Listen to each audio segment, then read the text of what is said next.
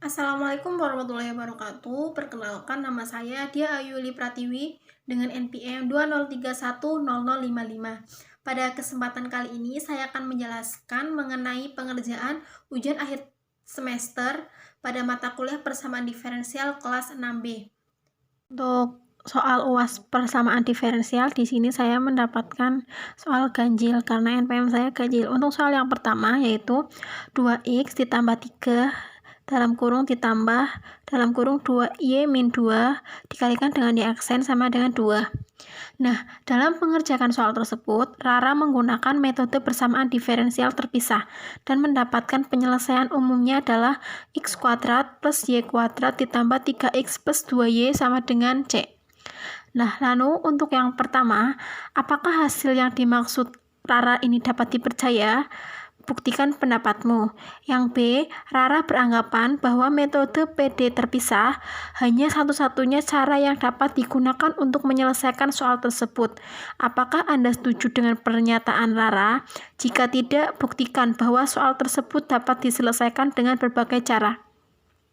Nah, untuk yang pertama, kita cari dulu atau selesaikan dulu persamaan diferensial, yaitu 2x ditambah 3 ditambah dengan 2y dikurangi dengan 2 dikalikan dengan y aksen sama dengan 0.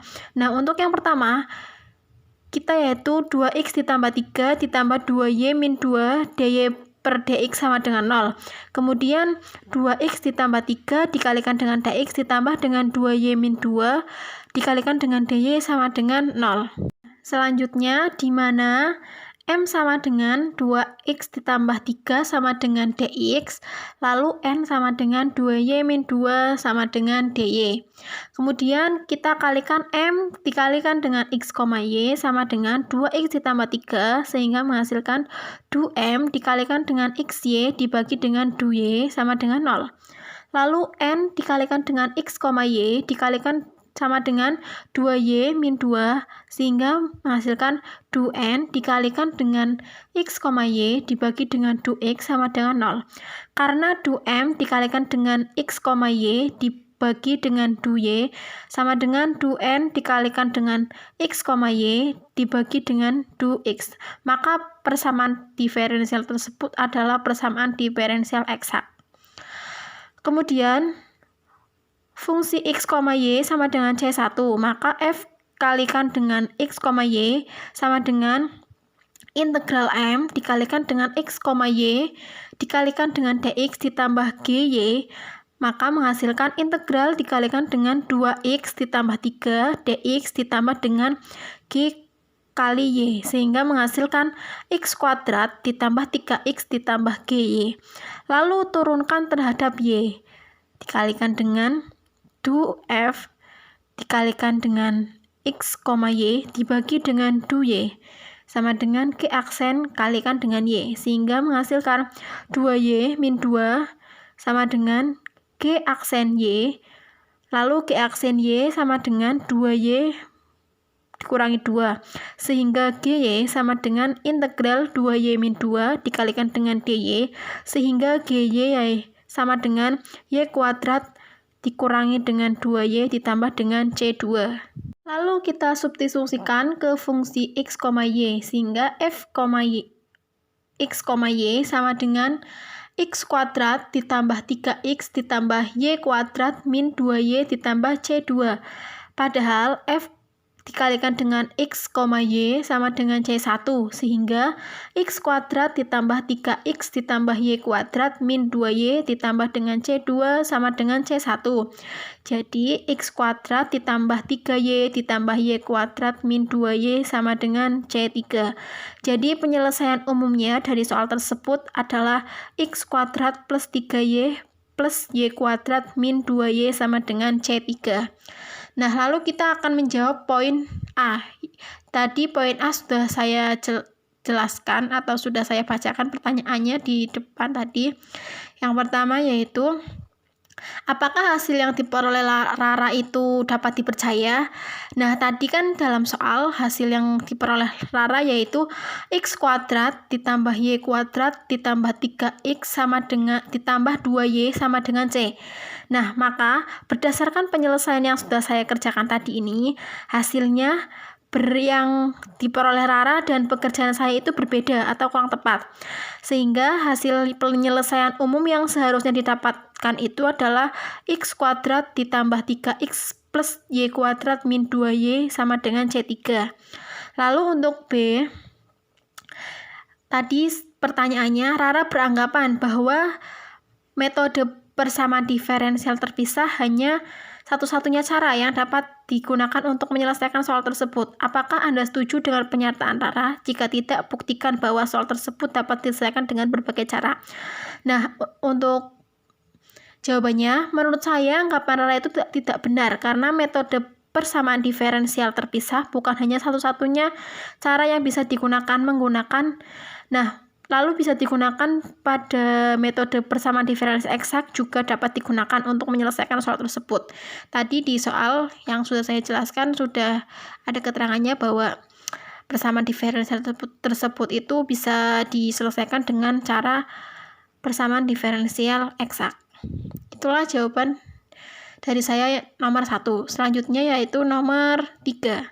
Soal yang nomor 3 yaitu perhatikan jawaban Ridwan dan Susi dalam menyelesaikan y double aksen dikurangi dengan 4y aksen ditambah 3y sama dengan 4te 3t.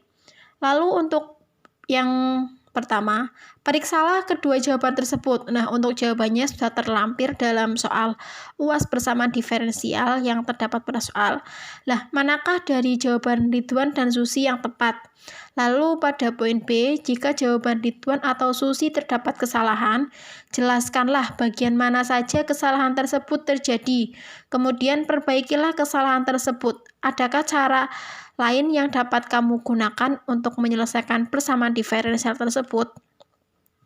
Nah, untuk kita mengetahui apakah jawaban tersebut benar atau salah, kita selesaikan dulu persamaan diferensial tersebut. Nah, di sini diketahui yaitu persamaan diferensialnya yaitu y 2 aksen dikurangi dengan 4y aksen ditambah 3y sama dengan 4te pangkat 3t.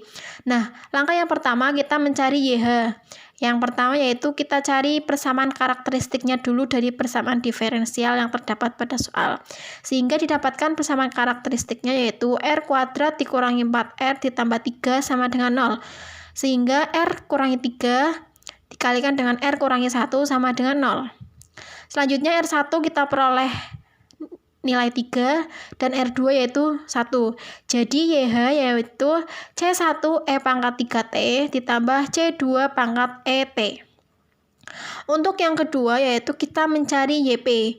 Kita misalkan YP-nya yaitu A ditambah BT dikalikan dengan E pangkat 3T. Sehingga YP sama dengan AE pangkat 3T ditambah dengan BT E pangkat 3T sama dengan YP aksen sama dengan 3AE pangkat 3T ditambah dengan BTE pangkat 3T ditambah BE dikalikan dengan 3T.